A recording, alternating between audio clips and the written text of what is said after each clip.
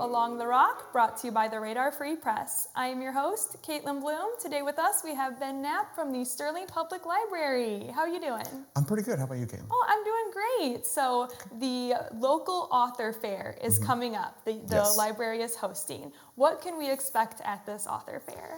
All right, so generally, over the past few years, I've had at least 18 different local authors. Now, when I say local author, I mean anywhere from about 2 hour drive distance. So I can have people from Chicago, I can have people from, the Quad Cities, or even a little bit further into Iowa. I've had people from all over the Midwest really to come in to really promote their books, their materials, their stories. We have anything from horror stories to memoirs to missionaries who wrote a book about their travels over the past 30 years. We've got people writing detective novels. We've got people writing all kinds of suspense thrillers. And we've even got a couple of really devoted children's authors writing picture books and children's mystery stories. Wow, so it sounds like there's like a little something for everyone. Try and get a good diverse group of people, yes. Is there anybody specific that you're excited to see? Jennifer Powelson out of Princeton. She actually works in nature for the government, and she, in her spare time, writes nature mystery novels, as well as some picture books and such for kids as well. And it's all very educational, so you're learning stuff from an expert, and it's really kind of cool.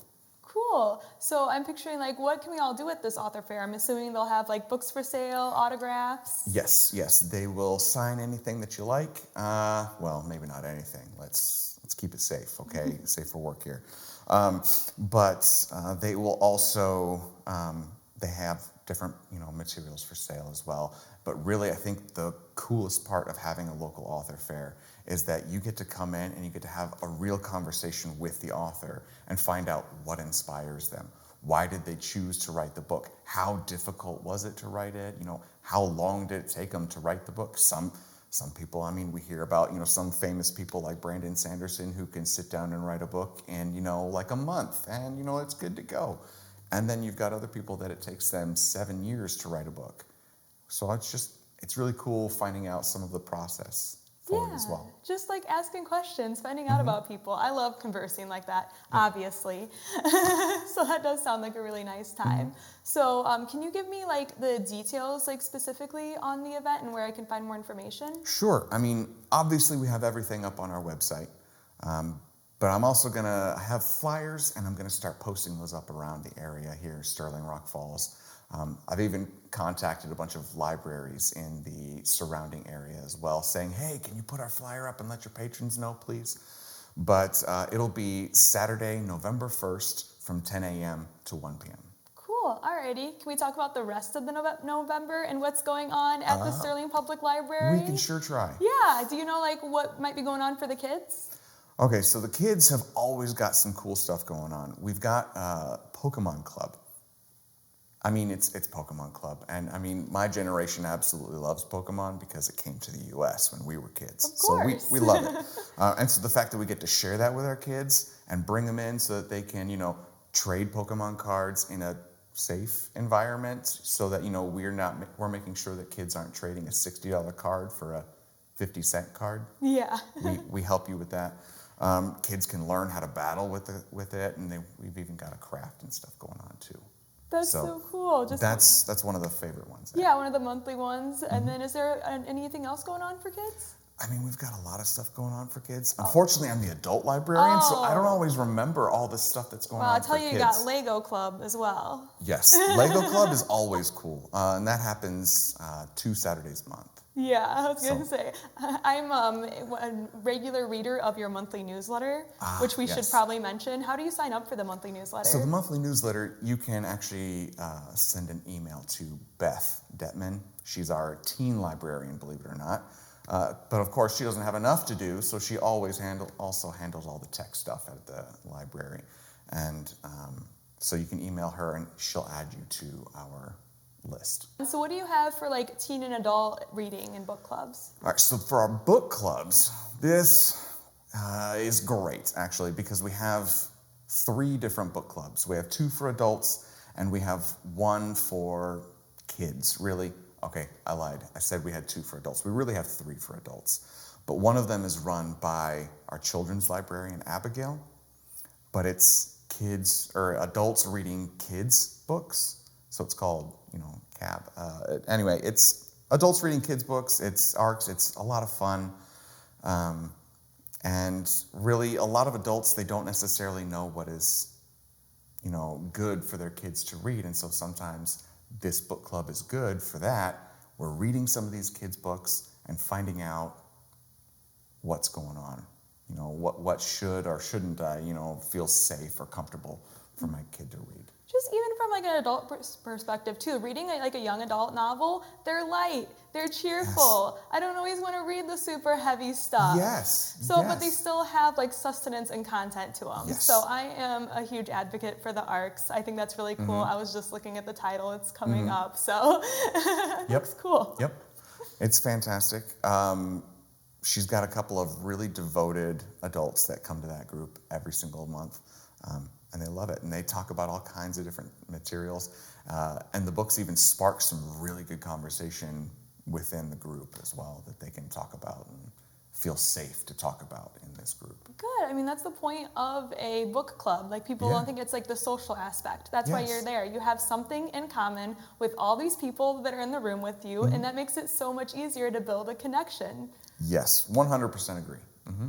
Do you know what's going on at the library besides book club stuff for adults and teens? All right, so we've got the book clubs, we've got Pokemon Club, we've got Lego Club, we've got our monthly craft night as well. And it's a lot of fun because a lot of times the crafts that I'm setting up for these are really basic crafts, okay? I'm not a very crafty person. That's not the skill set that I have.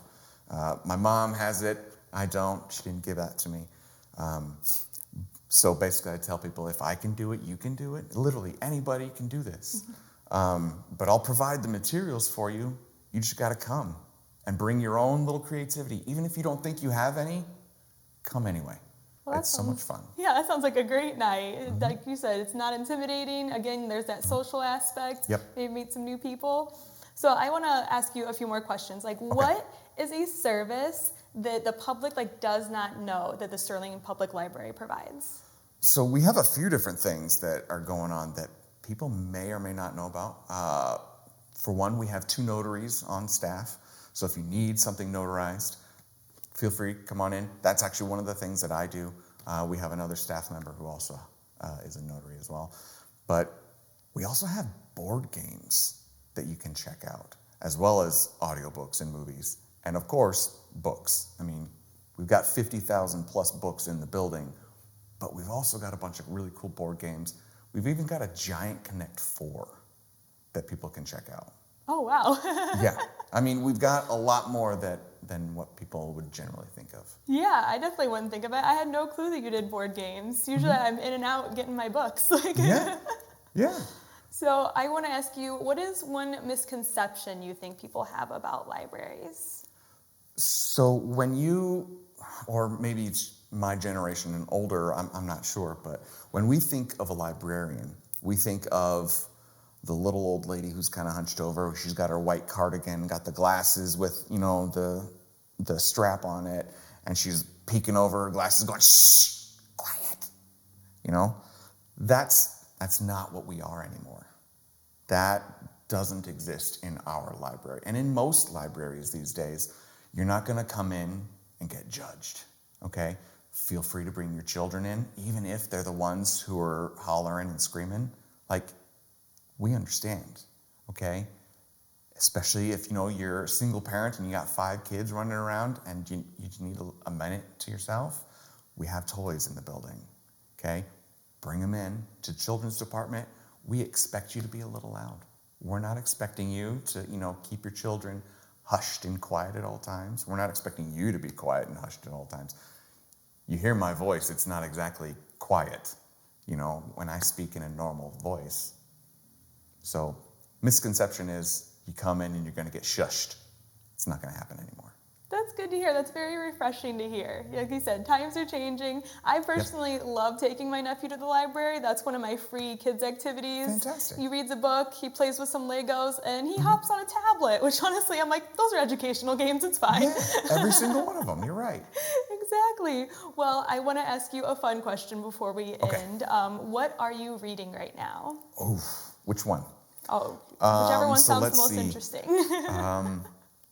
So I actually live in Morrison.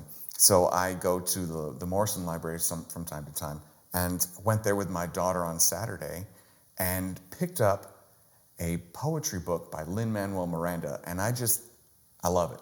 The poetry in there is beautiful. It's all old tweets, actually, that he had. And he started doing a good morning tweet and a good evening, and a good night tweet. And every single one of them starts with good morning and good night. And a lot of it's just positive affirmations and saying, hey, this is great.